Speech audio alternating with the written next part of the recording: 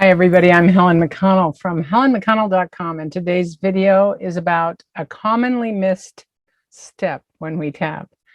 And I think it's commonly missed by many people, especially if you're tapping just with yourself. I believe it's important to tap with other people as much as you can.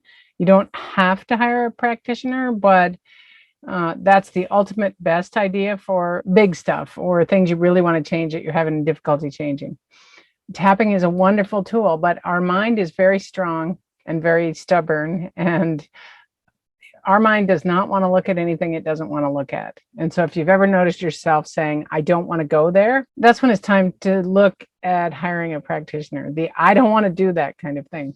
So today I want to talk about the misstep that I was referring to, and that is taking action. Now, when we tap, there are infinite things we can tap on. Truly, I believe we can tap on just about anything because tapping works on anything that has an emotional component, and everything we do as humans has an emotional component. So if you have trauma, especially deep trauma, PTSD from your childhood or at any time, it's really important, I believe, that you take care of that first. Find a practitioner for that for sure.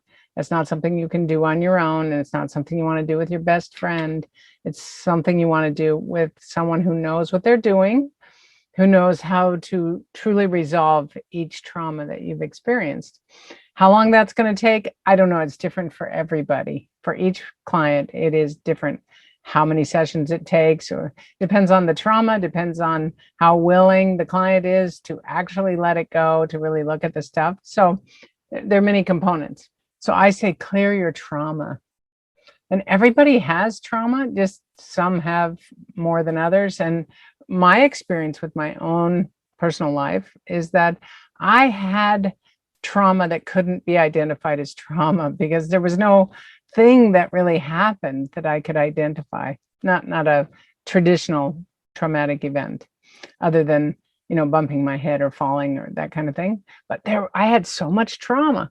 So once I cleared the trauma, and I did that with the help of a practitioner, then I was able to see more clearly once I resolved the trauma.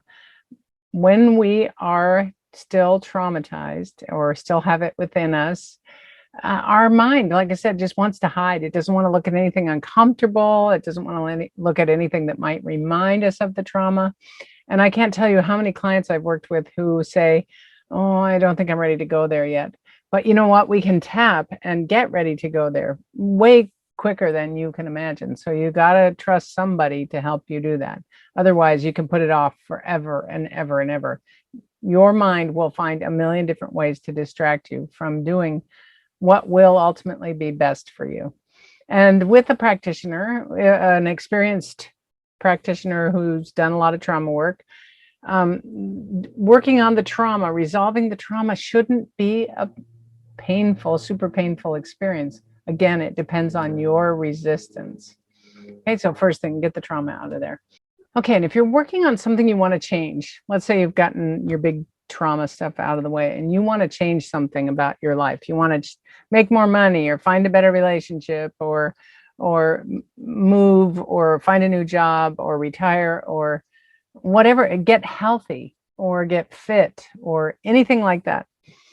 Those are all going to require that first you tap on all of the emotions and limiting beliefs that are hiding under the surface, very powerfully hiding under the surface. And here's the commonly missed step. It requires that you take some action. Okay, it doesn't have to be big, giant action, but you can't sit at home and expect to meet new people, for example. You can't sit at home and be zapped with more courage. You have to go out and be amongst people and practice this stuff. Or your behavior has to change, even if it's at home behavior. Lots of things have to change. First, your thinking has to change, which then will change your emotions, or vice versa, depending on how you're tapping on it. Your beliefs have to change, and then your actions/behaviors have to change. It can be difficult. I'm not suggesting that you just willpower yourself to change your behavior, but a little at a time. You have to use your willpower. I say use enough willpower to get your hand up here to start tapping, okay? So it might be, let's use an example because I get this from a lot of my clients. They want to get in better health, okay? I'm not a health coach. I'm not a nutritionist. But in my other life, one day a week, I work at a strength training studio. I am a trainer. So I understand a lot about getting strong. But I would never profess to help somebody through their nutritional things. Although if they told me they just wanted to eat chips and ice cream and lose weight, I don't think that's possible.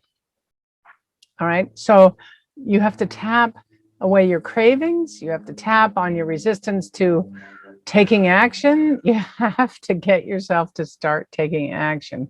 And the really cool thing is once you take some action, you can get some momentum, but you got to keep tapping. Let's say you're feeling much better. You're emotionally feeling much better because you've done a lot of tapping. You and your practitioner have resolved old traumas and even identified some old limiting beliefs that keep you stuck at home, you know, and you've identified some limiting beliefs that keep you stuck on your couch. I know this one because I used to be super addicted to watching YouTube videos or Netflix or whatever. But all you have to do, this sounds so simple. It's simple. It's just not always easy.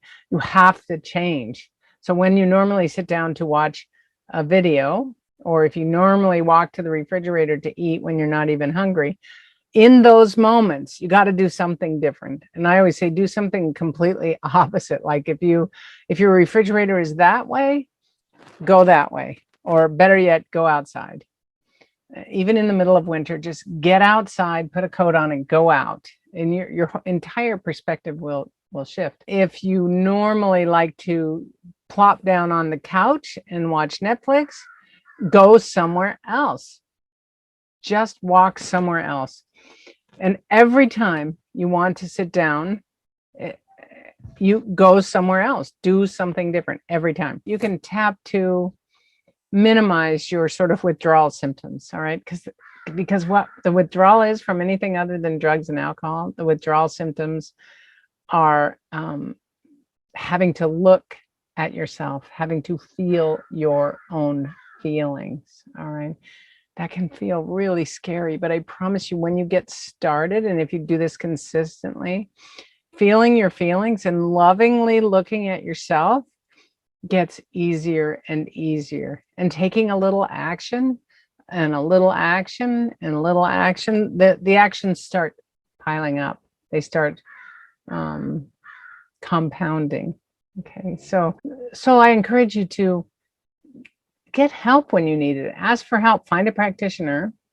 Find someone you trust and can work with, and be consistent. Be committed to your transformation.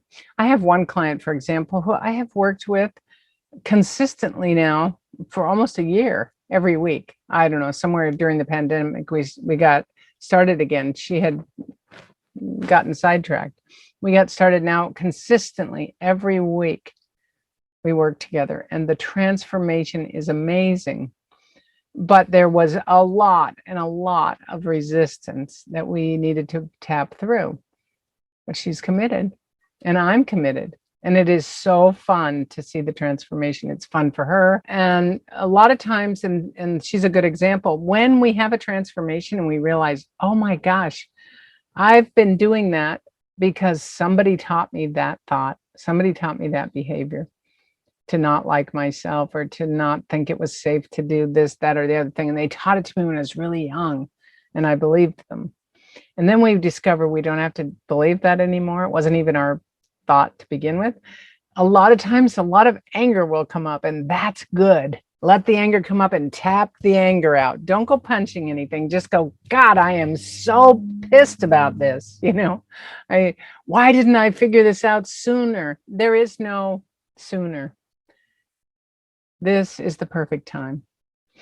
Okay, so I hope that's helpful to you. If you have any questions about EFT tapping or tapping on anything particular, please subscribe to my YouTube channel and click the notifications button. And if this video is helpful to you, if you'll like it, that would be great. All right, let me know how I can help you. Helen at helenmcconnell.com.